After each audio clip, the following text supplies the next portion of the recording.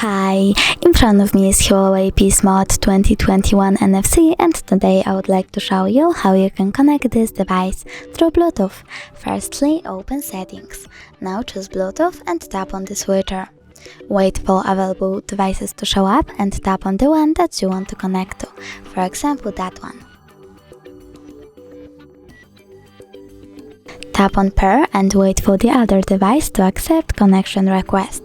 As you can see, my device was successfully connected. If you wish to forget this connection, tap on the gear icon over here and choose on Pair. Thanks so much for watching. If you enjoyed this video, don't forget to leave a like, comment and subscribe. Bye!